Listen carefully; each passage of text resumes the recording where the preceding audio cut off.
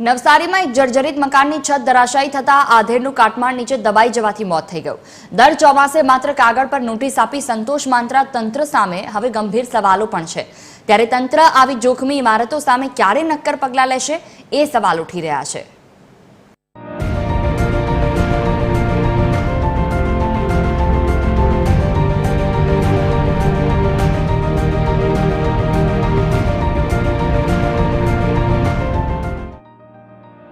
નવસારીના ગોકુળ નિવાસમાં છતનો સ્લેબ તૂટી પડતા એક આધેડનું ઘટના સ્થળે મોત થઈ ગયું। આ કરુણાંતિકાને પગલે સ્થાનિક કોર્પોરેટર્સ અને ફાયર વિભાગોની ટીમ દોડી આવી અને મૃતદેહને પોસ્ટમોર્ટમ માટે સિવિલ હોસ્પિટલ ખસેડ્યો।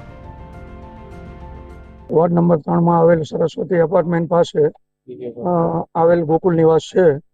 તેમનું એક ગાળા ટાઈપનું મકાન છે, જેમાં બીજા માળે ધર્મેશભાઈ ભાવસાર, જેમની ઉંમર 54 વર્ષ છે, જેઓ કંઈ કાલના બપોરે એમના બ્રધર કંઈ લસ્સી બસી પીવડાવી અને ગયા હતા। ત્યારબાદ કંઈ સ્લેબ તૂટેલ અને એક્સપાયર થઈ ગયેલા। જ્યારે અમને સવારે જાણ થતાં અમને જાણ કરી અને તમામ ટીમને, ફાયર બ્રિગેડની, પોલીસ ખાતું બધાને ફોન કરી અને આવી અને કાર્યવાહી ચાલુ છે।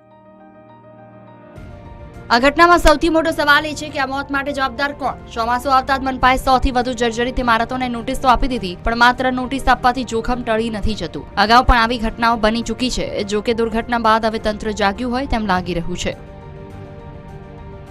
આજે સવારે કમિશનર સાહેબ સાથે જ્યારે અમે વિઝિટમાં હતા ત્યારે મેં ફરી પાછું કહ્યું છે।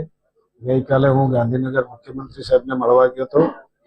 ગઈકાલે આવી 100 કરતાં વધારે જર્જરિત જે મિલકતો છે એમને ભૂતકાળમાં નોટિસો આપી છે, પણ નોટિસ આપવાથી સંતોષ માની લેવાની જરૂર નથી, એવું મેં કમિશનર સાહેબને કહ્યું છે। આના પર એક્શન લેવા જોઈએ। આજે જે ઘટના બની છે શાંતાદેવી રોડ પર, એના પરથી આ ચિંતાજનક વિષય છે। ચોમાસું આવતા જ મહાનગરપાલિકાને જર્જરિત ઇમારતો યાદ આવતી હોય છે અને તે સંદર્ભમાં તે જર્જરિત ઇમારતોને નોટિસ ફરકારતી હોય છે, પરંતુ વર્ષોથી જ આ જર્જરિત ઇમારત મુદ્દે જે નોટિસો આપવામાં આવે છે ત્યારે આ મુદ્દે કોઈ પણ નક્કર કામગીરી થતી નથી।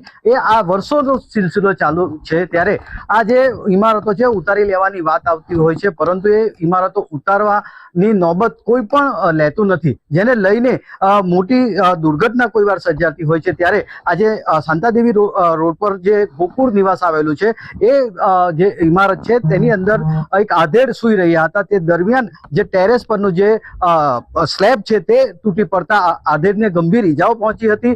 રાત્રિ દરમિયાન સમગ્ર ઘટના બની હતી, ત્યારે આધેડને ગંભીર ઈજાઓ પહોંચતા તેનું ઘટના સ્થળ પર જ મૃત્યુ થયું હતું। ત્યારે વહેલી સવારે જ સમગ્ર મુદ્દે જે આસપાસના લોકોએ ફાયર વિભાગને અને પોલીસને જાણ કરતા પોલીસ અને ફાયર વિભાગ બી ઘટના સ્થળે પહોંચ્યું હતું। જે આધેડનો મૃતદેહ હતો તેને પીએમ અર્થે સિવિલ ખાતે લઈ જવામાં આવ્યો છે, પરંતુ મહત્વની વાત એ છે કે મહાનગરપાલિકા આવી જર્જરિત ઇમારતોને ખાલી નોટિસ ફટકારીને સંતોષ માનતી હોય છે। ત્યારે આ દિશામાં નક્કર કામગીરી ક્યારે થશે તે જોવું રહ્યું। પરિમલ મકવાણા, TV 13 ગુજરાતી, નવસારી।